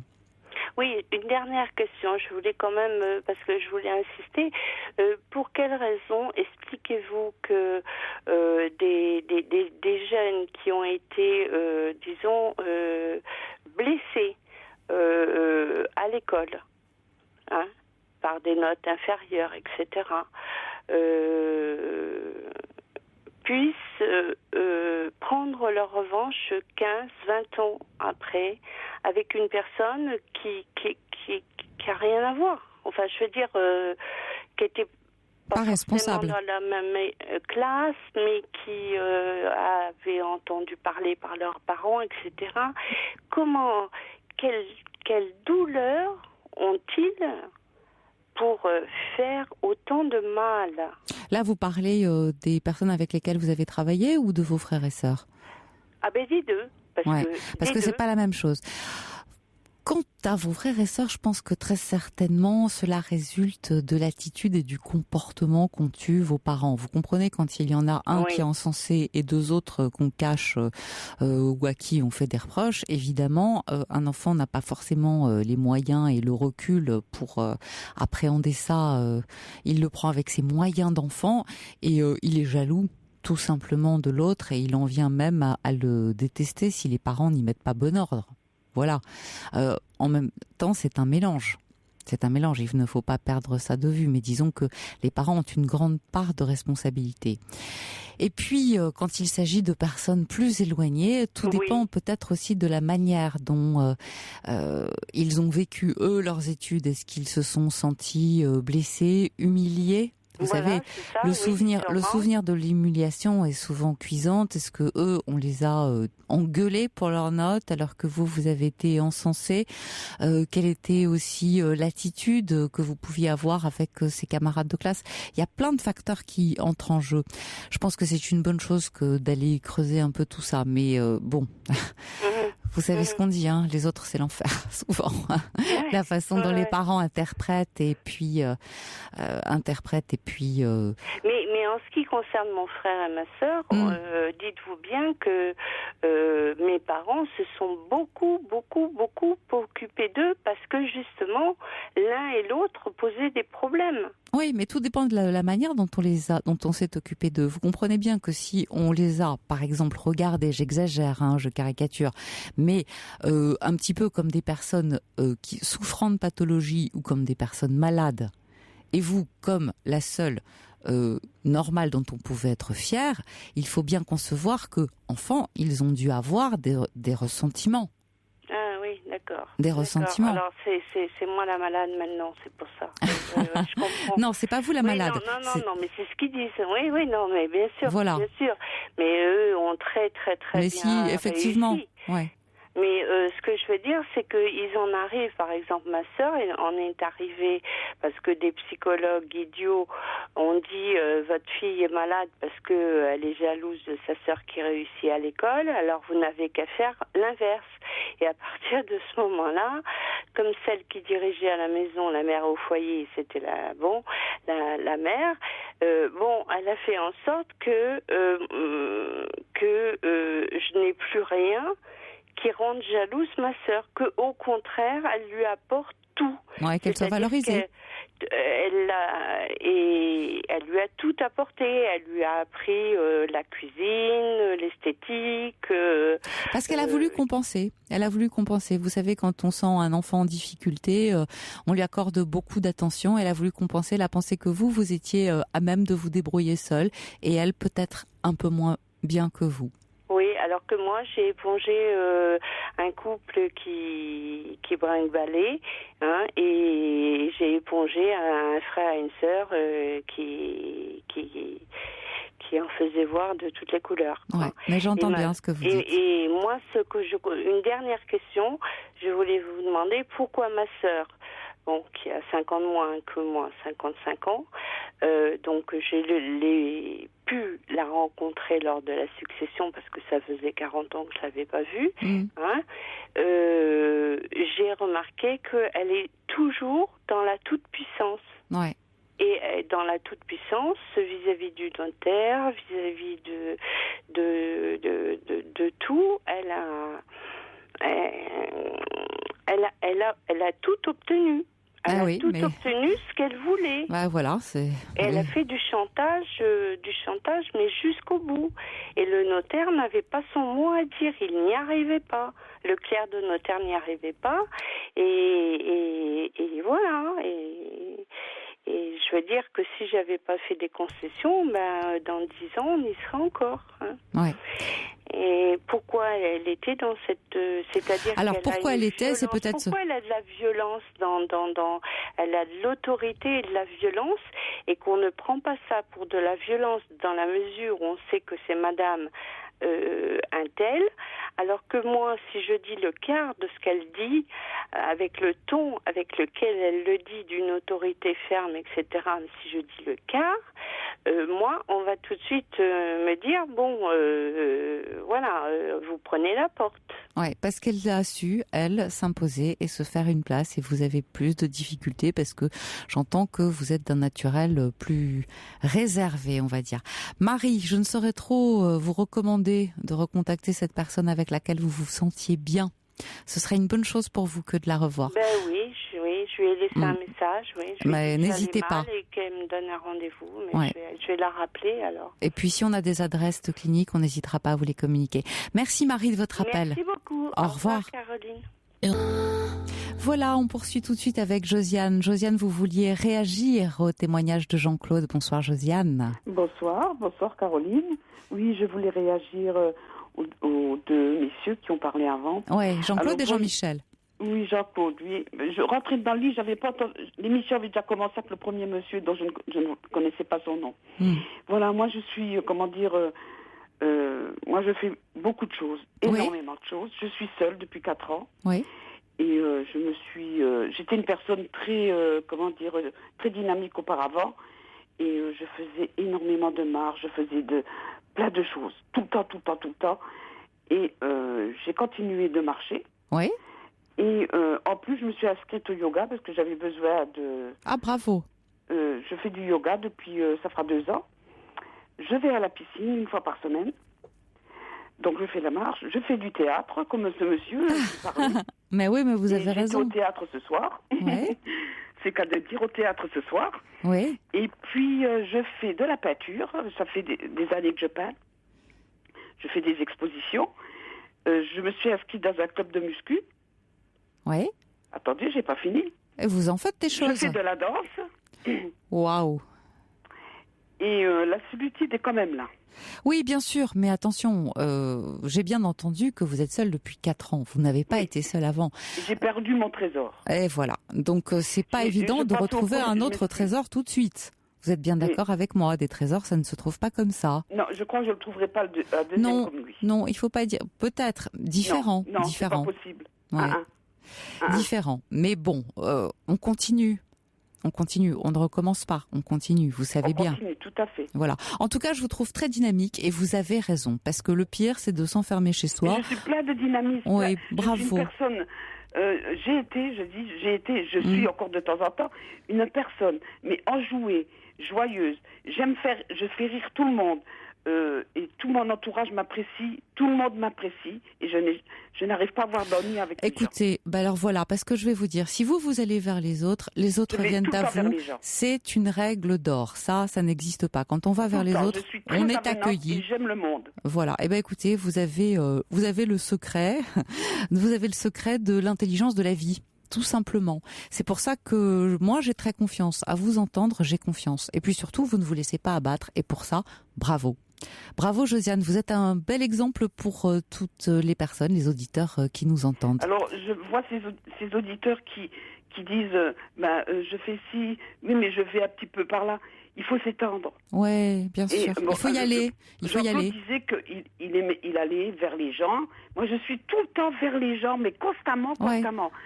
Je vois quelque chose, je vais vers la personne. Et puis, on est quelque part, je trouve tout le temps quelqu'un avec qui discuter. C'est important. J'ai été cet après-midi, j'ai été faire... chez nous avons un endroit magnifique, ça s'appelle Thermapolis, où nous allons dans l'eau, mais on est dehors en même temps. Ah, c'est génial, c'est une eau ça. de cure thermale. Ouais. Là où je vais faire ma cure, à Amnéville, c'est connu d'ailleurs de partout. Et donc, je vais là-bas, j'ai été avec ma petite fille et sa cousine. On passe 2 heures dans cette eau avec des bains bouillonnants, ça doit être des bon. courants. Et vous êtes dehors, sous la pluie, sous la neige, dans un cadre magnifique, je vous jure. Alors la nature, c'est ce qu'il y a de plus beau. Hein. Mais oui, surtout ce que j'entends, voyez-vous, c'est que vous savez profiter et puis vous n'êtes pas seul. Vous avez une petite fille, vous avez une fille, vous avez du monde autour de vous. Vous n'êtes pas seul. Ouais. J'ai une de mes filles qui travaille à côté.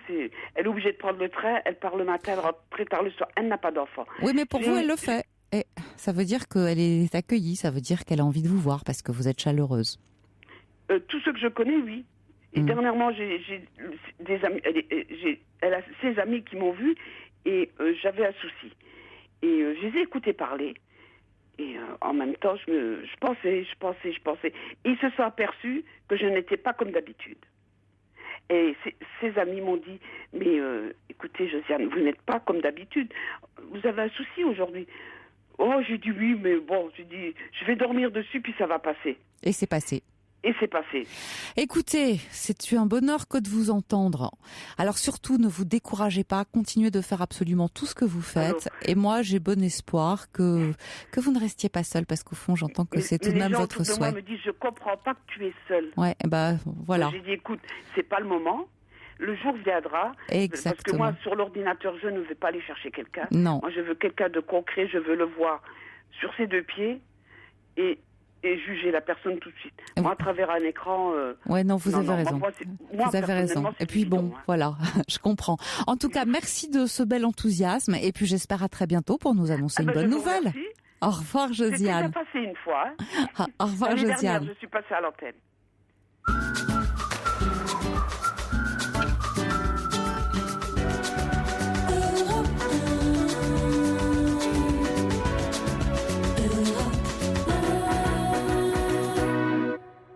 Pierre, bonsoir. Vous êtes à l'antenne, je vous écoute.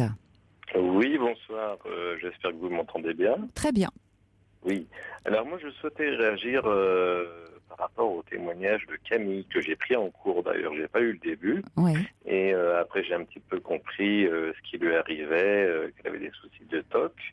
Alors moi, en fait, je voulais donner mon témoignage pour l'aider tout simplement, parce que... Mais c'est bien ça, c'est bien. Et voilà, c'était un petit peu pour l'aider, parce que j'ai vu un petit peu, j'ai ressenti de la détresse, j'ai ressenti... Et donc, moi, tout simplement, je suis une personne qui... Rapprochez-vous un tout petit peu de votre téléphone, Pierre, s'il vous plaît. Voilà, ça va mieux là ? Oui, c'est mieux. Voilà. Donc, tout simplement, je suis une personne qui souffre de TOC depuis une dizaine d'années. Et en fait, le témoignage de Camille m'a rappelé un petit peu lorsque j'étais plus jeune, j'ai 35 ans. Et moi, les TOC se sont déclarés à 22 ans. 22 ans, donc pratiquement. Oui. À peu près comme Camille. Et donc, c'était dû... alors bon, c'est vrai qu'à 22 ans... quand on souffre, il faut savoir que c'est très très compliqué les TOC. Hein. On va dire c'est quelque chose qui n'est pas du tout qui n'est pas du tout mathématique quoi. C'est quelque chose qui est vraiment irrationnel. Complètement irrationnel et avec des pics. Hein. Donc il y a des hausses, il y a des basses, il y a des moments, des jours. Comment ça se manifestait chez vous ? Alors moi ça se manifestait. Alors d'après ce que j'ai compris par rapport à Camille, c'était un problème vis-à-vis du soleil. Hein, oui, tout à fait. Voilà. Alors moi ça a commencé tout simplement. À peu près, donc il faut savoir que, juste une petite précision, moi j'ai fait une thérapie, hein, j'habite à Lyon, je suis passé par l'hôpital neurologique de Lyon et le centre de l'unité de traitement de l'anxiété du docteur Cotreau. Oui, et ça a marché, oui tout à fait. Alors oui, ça a marché, tout en sachant que, bon, il reste quand même... une anxiété. Oui, bien sûr, on ne revient pas. On m'a toujours dit, on peut améliorer, après guérir complètement, c'est quelque chose. On reste, comme on m'avait dit un jour, vous ne serez jamais un baba cool. Hein. Non, mais en tout cas, ça devient vivable. Vous pouvez avoir une vie. Bien sûr. Oui, justement, c'est ce que je voulais un petit peu. Là. Donc moi, en fait, ça s'est manifesté. Je reviens juste en un. Donc j'ai été suivi pendant 2 ans dans cette unité de traitement de l'anxiété. Et j'y allais une fois par semaine pendant 2 ans. Et en fait, on a recherché d'où ça provenait. Parce qu'il faut savoir que les TOC sont une conséquence. Et derrière, il faut aller rechercher la cause. Exactement, tout à fait. Le pourquoi du TOC. Et donc, tout simplement, on a été recherché dans l'enfance et on a trouvé dans l'enfance, ça a commencé à peu près vers 12 ans, vous voyez, des petites manifestations j'étais assez hyper ordonné, on va dire. Je rangeais mes affaires peut-être un peu plus que n'importe quelle personne de 12 ans. Et le problème, c'est que ça commence en général très jeune. Et après, ça peut évoluer. Et puis après, 2-3 ans après, ça peut très bien s'arrêter d'un coup. Ça dépend des gens. Oui, c'est ça. Il n'y a pas de règle là-dessus. Ah non. Ça, c'est vraiment la chose irrationnelle. Il n'y a pas de règle. Il n'y a jamais de cas identiques. C'est ça ce qui est très très compliqué aussi pour les médecins à comprendre. C'est qu'il n'y a jamais de cas identiques. Ça se manifeste toujours par des choses différentes. Pierre, pardon de vous couper. En tout cas, ce que j'entends et ce que je perçois de votre histoire, c'est que vous avez eu ces TOC et que aujourd'hui vous vivez et que vous vous en êtes, on va dire, sorti. Et c'est ça le plus important. Et c'est ça, je crois, qu'il faut que notre auditrice de tout à l'heure entende et comprenne. Notre émission s'achève. Donc malheureusement, je suis obligée de vous laisser. Très belle nuit à tous sur Europe 1. Je vous retrouve